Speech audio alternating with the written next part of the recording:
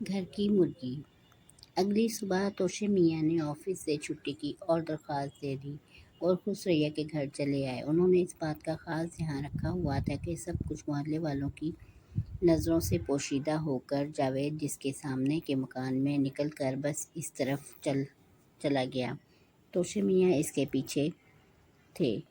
جیسے بس میں بیٹھا دیکھ کر وہ واپس سریا کی طرف چلا آیا۔ وہ چائے بنانے کے بعد اس کی منتظر تھی۔ انہوں نے بس چائے کی پیالی کے ساتھ بھی سریا کو دھیمے لہجے میں بتانے لگا، آج کی رات فیصلے کی رات ہے۔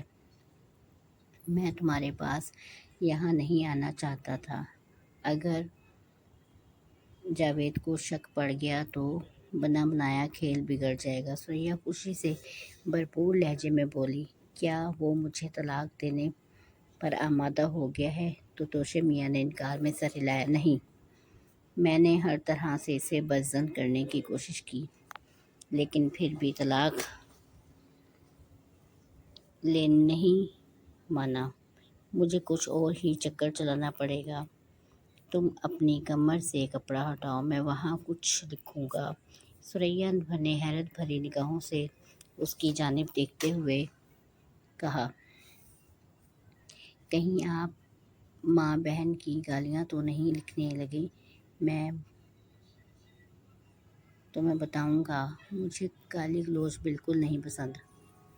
جو بھی کیجیے گا تحمل مزاجی کے ساتھ کیجیے گا۔ توشے میاں نے اس کی باتوں کی جانب توجہ دیے بغیر بولا، تمہیں کچھ سخت رویے سے نبر آزمودہ ہونا پڑے گا، لیکن مجھے یقین ہے کہ وہ تم پر ہاتھ اٹھانے کی کوشش نہیں کرے گا۔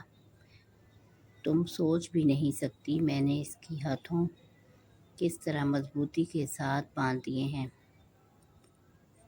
اسے غصہ بہت آئے گا، چونکہ وہ اسے نکال نہیں پائے گا، اس لیے بالآخر تمہیں طلاق دے دے گا۔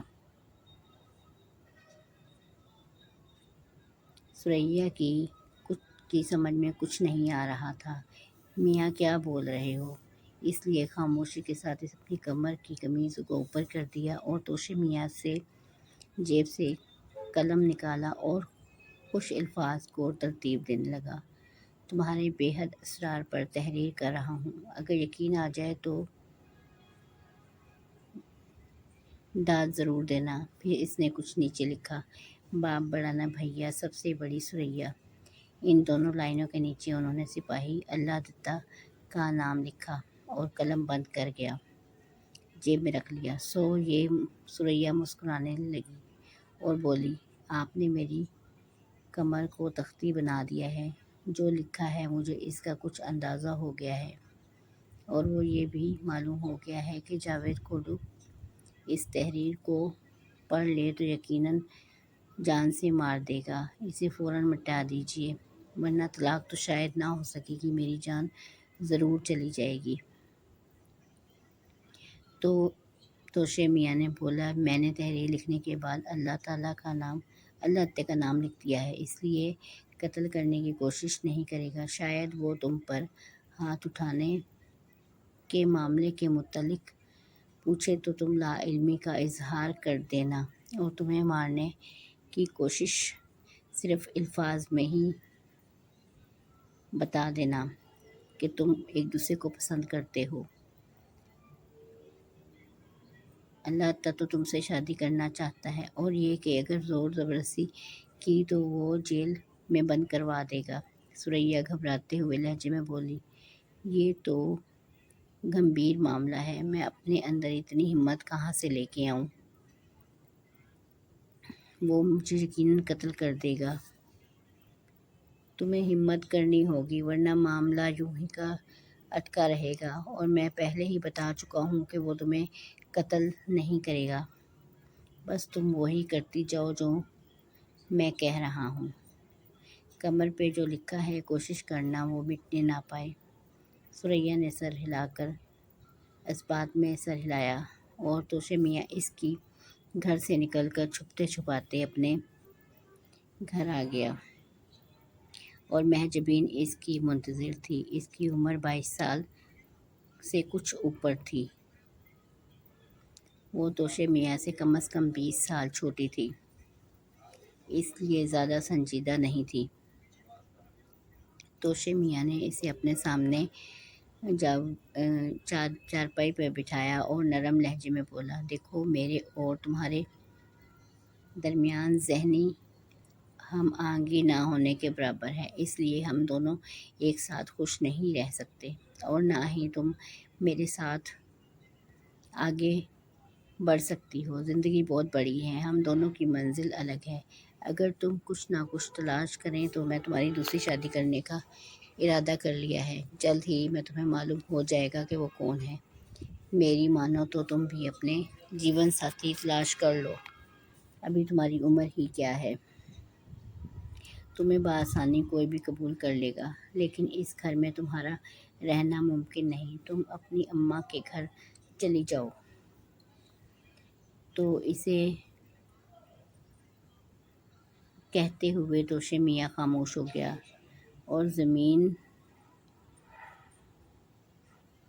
کوئی تاثر نہیں تھا۔ مہجبین کے چہرے پہ کوئی تاثر سے معلوم ہوتا تھا جیسے پتھر کی بت بن گئی ہو۔ اس کے اوپر تلے گرنے والے بموں بیچ میں کچھ زیادہ اثر نہیں کیا تھا۔ وہ خاموشی کے ساتھ اپنی جگہ سے اٹھی اور دوسرے کمرے میں چلی گئی۔ اس کے منہ سے ایک الفاظ بھی ادا نہ ہوا تھا، کوئی التجا نہ کوئی سوال، بس ایک رپورٹ۔ کام کرنے لگی۔ اس نے خاموشی کے ساتھ چارپائی کے نیچے سے ٹرنک نکالا اور اپنے کپڑے رکھنے کی شروع کر دیے۔ اس کے سامان میں تھا ہی کیا، گنتی کے چند جوڑے کنگھی، دانت صاف کرنے والا برش، دو جوڑے جوتیوں کے۔ اس میں ٹرنک میں رکھنے کے بعد بال اور کمرے سے باہر آ گئے۔ برآمدے میں اس لیے دونوں ایک دوسرے کے تعاقب میں بیٹھے تھے۔ مجھے غلط مت سمجھنا، میں نے بہت کوشش کی کہ بات بن جائے، لیکن کچھ نہیں ہو سکا۔ ہم ایک دوسرے سے برداشت نہیں کر سکتے، کیوں نہ ہم ایک دوسرے سے الگ ہو جائیں، میں تمہیں جلد ہی طلاق دوں گا۔ پھر انہوں نے مہجبین کے ہاتھوں سے ٹرنک لیا اور دروازے کی طرف بڑھتے ہوئے بولا، آپ مجھے رکشے تک چھوڑ رہا ہوں، جلد ہی بات چیت کرنے کے لیے تمہارے گھر آؤں گا، میرا انتظار کرنا۔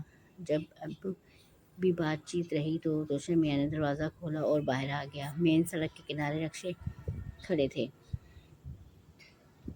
انہوں نے مہجبین کو رکشے میں بٹھایا اور الوداع کرنے کے بعد کرایہ ادا کر دیا اور رکشے آگے روانہ ہو گیا، اور توشے میاں کی کوئی ایسی محسوس ہوا کہ اس کے کندھوں پر موجود تمام بوجھ رکشے پر ڈال کر کہیں بھجوا دیا گیا ہے۔ سب کچھ اتنی بآسانی ہو جائے گا، اس کی امید نہیں تھی۔ اس خیال تھا کہ میں جب بات کروں گا تو کوئی لڑائی جھگڑا ہو جائے گا، لیکن اس کی زبان سے ایک لفظ بھی ادا نہیں ہوا۔ خاموشی کے ساتھ اپنے گھر چلی گئی۔ بہرحال اب وہ آزاد تھا، ثریا سے ملنے سے روکنے والا کوئی نہیں تھا۔ جاوید طلاق لینے کے بعد بآسانی ثریا سے شادی کر سکتا تھا، اس لیے مطمئن قدموں کے ساتھ چلتا ہوا گھر آ گیا۔